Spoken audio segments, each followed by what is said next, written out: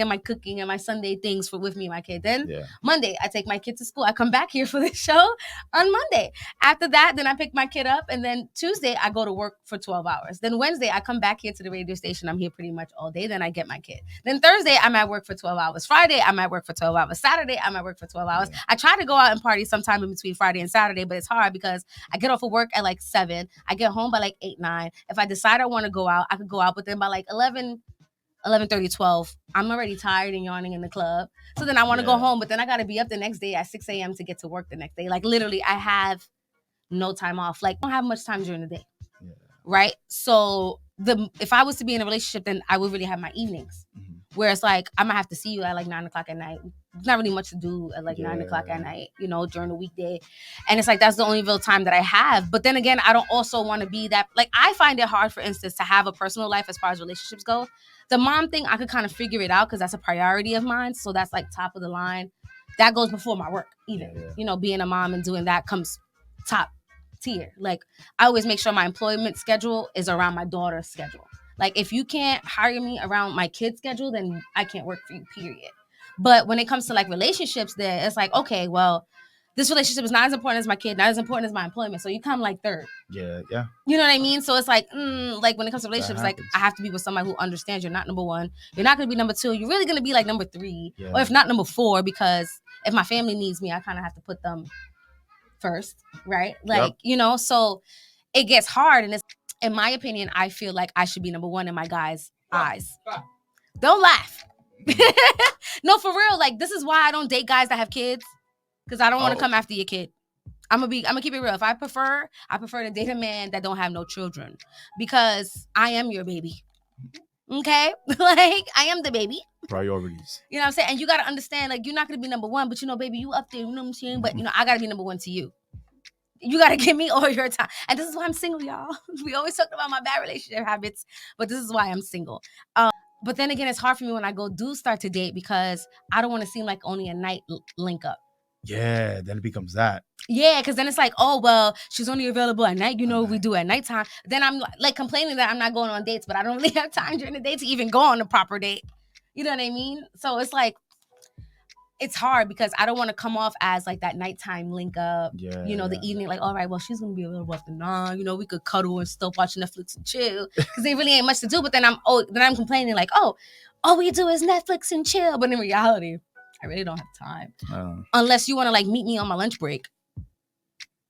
But that's an hour. though. Like, that's all I have is like an hour or two really for someone else. How really does the person want you to do all that? Like, yeah, you gotta, let me tell you something. And that's why I'm single, because ain't nobody jumping over these hoops. There's a lot of hoops to jump over. All right, y'all. So we're going to go on a short musical break. And then when we come back, we're going to talk about how to actually achieve a proper work-life balance. Hello, and happy Sunday. Welcome to Tany Talks Live, Season 3, Episode 4. And we are talking about work-life balance, which is very important because everybody needs to have a proper work and a proper life type of balance. There can't be too much play and not enough work, and there can't be too much work without enough play. You know what I'm saying? So I want to just talk a little bit in this segment about actually how to go about achieving a proper work-life balance. And don't quote me on anything like that, because I'm still struggling, okay, on getting the work-life balance together. But I do have kind of some suggestions. So one suggestion that I would have to have maybe a good work-life balance is maybe get a planner, get a calendar. I find that I have a dry erase board in my house. I also have like a little notebook. Even D, he got his little planner over there, where you can kind of write things down. And then kind of like allocate times for everything. I feel like good time management and actually writing things physically down would kind of help you kind of get a good grasp on life, right? It's like, okay, well, I'm working 8 hours a day. Then I have a couple of hours right here to do whatever I kind of want. Then I need to be able to go to sleep so I can sleep well, so I could be up tomorrow. So one of my suggestions for you guys is to maybe write it down, get a calendar, get a planner, and be able to physically write everything down. Be sure to write down your travel time too, because I have a bad habit of putting things down, forgetting that it's going to take me an hour to get from here to there. And now I'm running late. And now everything is falling apart because I didn't allocate time for travel. So keep that in mind. And also shout outs to MTA for always being messed up and especially with that derailment on 96th Street that ruined everyone's day last few days, because everyone was late everywhere they needed to go. So please allocate time for travel as well. That is also a very important part, which I used to mess up all the time in. So what kind of suggestions would you have to like maintain a good work-life balance? With me is my phone. My phone. That's pretty much like a watch for me now. That's something I always carry in my hand. It's always with me, so I know what I'm actually doing, like my reminders, my schedules. But besides my phone, before I wake up, I have a whiteboard. Nice, me too. So I just write everything down, what I need to do during the week, month, year. So No way. I won't get lost. Yeah, the whiteboard is pretty big. Oh, really? She said for the year. So, and another thing I do have also, you just remind me of one of my other things of how I keep my good work-life balance is, I have a to-do list as well, aside from my, whiteboard with my calendar on it. I have an actual to-do list where I put like short-term goals and long-term goals on there, and I have it on my refrigerator, and I look at it almost every day, and I always try to do one thing that gets me closer to achieving one of my short-term goals and one of my long-term goals at the same time. Yeah. You know, so like for instance, one of my long-term goals is to get my property in Puerto Rico and things like that. And I'm actually leaving to Puerto Rico in like 3 weeks to go kind of settle some of those things out there. So I'm always trying to do at least one thing a day to get me a little bit closer to where I need to be, whether it's a phone call, whether it's an email, whether it could be the smallest little thing. So I would say, like, if you have things that you need to do, write it on a to-do list, post it on a board every day, you know, kind of figure out what you do. Because like I said, I do a lot too. And I have every day allocated for something in particularly. And if you guys don't know, I'm also a dental treatment coordinator, right? So my job is at work is to treatment coordinate for the patients. And ironically, I take all of those skills that I've learned at work for my everyday life, right? So kind of some things that I do like in dentistry to help it, how it helps me with my actual life is the doctor tells me what is medically necessary. The patient tells me what they feel like is necessary, right? And then I kind of allocate, okay, what needs to be done first? What needs to be done second as far as your health is concerned? Because health is wealth, right?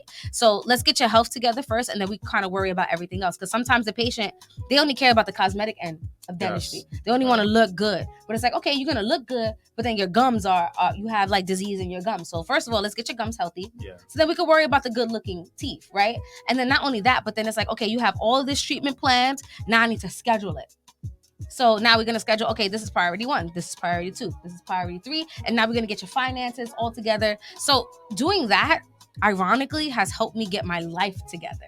Nice. And I know it sounds crazy because now I know, okay, well, these are all the things that I need to do. Let me prioritize it between like health and wealth. Like, okay, what needs to come first? And then everything comes second. So doing my job actually ironically helped me coordinate my own life. Nice. Because it kind of taught me like, okay, this is priority first, this is priority second. And not only that, I just realized after having some health issues like with work, it also made me realize like, okay, sometimes I know as much as we love to go to work and we love money and things like that, we're not going to get this money if we're dead, right? And if we don't take care of ourselves. So it's always really good to take a moment and to care about your well-being. Because first, like I say, health is wealth. You got to take care of yourself. You can't be there for your employer. You can't be there for your family, for your kids if you ain't there for yourself. Yep. So I think that that's really important. Anything you want to touch base on? Oh, yeah. Let's talk about the health. I started gaining a lot of weight and all that. Stress becomes more. Stress eating. Yes. Then lack of sleep, anxiety, it all comes to play. So you pretty much have to tackle down, okay, what's affecting me? What do I want in life? Again, your goals, your short term, long term, and what you need to do. And what can you control? That is so important. What can you control? Because I be stressed out about stuff I can't even control. Like another really good way to keep a real good work-life balance is to disconnect. I do too much of my job, then my social life is getting, not getting taken care of. If I do too much social life, then I feel like my job is not getting enough. And if I do my job and my social life together, then I feel like I'm not being a good parent. Then if I feel like if I'm being too much of a good parent, then I feel like I'm not being a good employee. Then I'm not being a good mother. I'm not being a good sister. I'm not being a good friend. You see how like it's so just guilty. A couple of seconds how your mind went. That happens to everybody, even me. Damn, is this gonna affect my goals? Can I do this? Can I do that? And I learned to say no. Right. That's the hardest word to say. I struggle. Yeah, to say no. Yeah, put your phone, just throw it somewhere. I did that Literally. on Saturday. I know you texted me and all that, and I didn't text you. Oh, till you late did night. say that. You said you was Yeah, resetting. I was resetting. That's my word. So, like, okay. Well, tell me more about this resetting. I like that. Yeah. So, What does resetting mean to you? After a stressful week, working hard, putting so many hours, Mhm. I take a day to literally forget about the world and just take care of myself. That's Okay, so what I good. need to do. A self-care day. Yeah, I literally go to like spas, like get a massage just to relax, like put your shoulders I need down. to make more time to like take myself to a spa because I feel like I'm so tense and stressed sometimes. I'm physically stressed and like, tense. your Yeah, muscles are like ready to physically, go and seriously. yeah.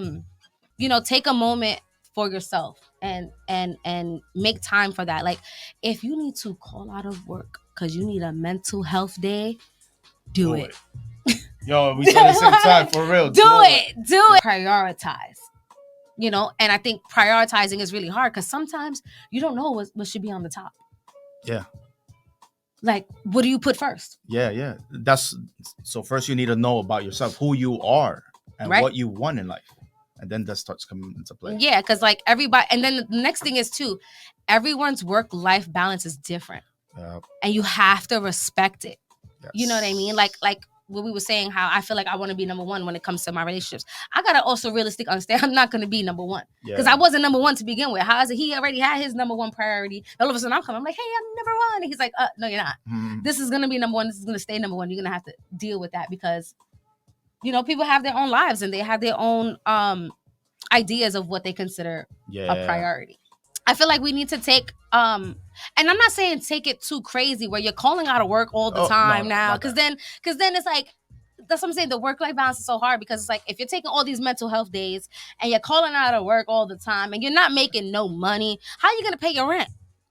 Okay, we all got rent we gotta pay. We live in New York City, it is high. We all got bills we gotta take care of. We got people we gotta take care of. So it's like just like, where do you find the median, you know? And I'm still struggling. If you guys like have it figured out, if you guys have any suggestions, like one of our suggestions was, you know, take a time to yourself, you know, take a mental health day if you need it. If you need to write it down, if you need to put it on a board, put it on a board. I feel like sometimes it's okay to delegate certain jobs to other people. Yes. And I realized also this year, last year, this new year, but I realized it's okay to ask for help. Mm-hmm. Because I used to think that I could do it all on my own, you know, without asking for help. And then I realized, you know what, I need to ask for a little bit of help. Like sometimes it's okay to like reach out to others and ask for help to kind of get certain things done. And I feel like a lot of us, we have a lot of pride. We're like, no, I can do it. I can do it all. Ego and all that. Yeah. Yeah, we forget that like there are people that can help us. Yeah. And make life a little bit like easier. Yeah. So when is your reset day? Saturday morning sometimes, or it's like a Tuesday, Wednesday. It depends on what the week is looking like. Yeah, that's like today, Sunday. I'm planning out my week. Yeah. My free time would be from like 1 to 4 on a Monday. I got like 4 hours. I got me time, and then which sucks because when I do have the me time, I don't even really take the time out for me. I end up going like linking up with friends or like trying to do something fun like while I can. So it's not really like a me day, but I did take advantage a little bit of my daughter's doctor's appointment on Tuesday. No lie, I was like, yeah, I need the day off. Also use that as an opportunity to like make some time for myself. And when I mean to myself, I'm literally gonna do nothing. Like, you ever had a day where you was like, I'm gonna do nothing today? Yeah, like that Bruno Mars song that was like, today I don't feel like doing anything. Have a fun life. Yep. Work hard. Don't let the work overpower you. Don't let but also not to be all willy-nilly like either. If you want to achieve something, you have to sacrifice for that. But in doing that, like for example, with me, with getting together with my family, right, I had to sacrifice a lot. Just being a DJ alone, I can imagine. Like New Year's, Thanksgiving, all that. I'm working from 5 p.m. all the way till the next day, and I'm not there doing the countdown with them. But I know them. But that's where my life work balance comes in, because the next day I'm with them. Right. So, that's funny. But they understand. They're like, you know, so I wanted to thank you guys so much for tuning in to Tany Talks Live Season 3 with the work-life balance episode. Thank you guys. Bye. See you.